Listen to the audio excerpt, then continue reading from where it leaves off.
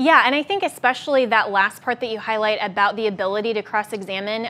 In the criminal context, of course, we have the confrontation clause in the Constitution that is part of due process to make sure that anyone who brings forth an allegation has to submit to cross-examination and testimony. Because often these kinds of cases, you can get into things where, in our culture that has had a breakdown of sexual norms, and you often will have women in particular that will choose to have consensual sex that later have remorse over it and then will, for whatever reason, claim that they were harassed or assaulted. And so the ability to effectively cross-examine is really necessary in these cases. And even though the penalties on campuses aren't criminal in nature, there's not jail or prison time on the line, there is still really severe impacts when you're talking about expulsion for these students who want to go on to professional careers like medical school or even law school, and you have to take a character and fitness test. I mean, these things can have very, very damaging permanent effects if these allegations prove to be false.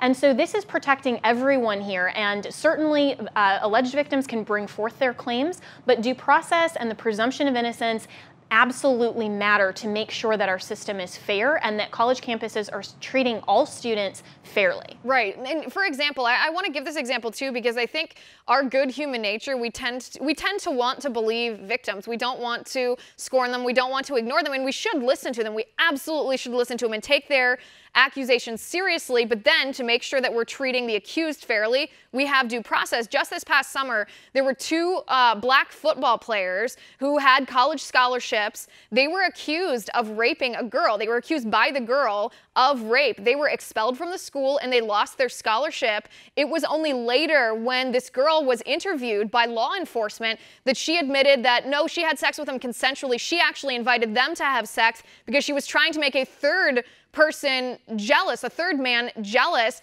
but it was too late for these guys. They'd already lost their scholarships. They'd already been expelled from school because these college campuses abandoned due process and believed her just based on the allegation, not based on any corroboration. That's the damage that the current Title IX rules can cause, and we see lots of examples of this, unfortunately. The rule changes from Betsy DeVos could help curtail this problem. I think they're great.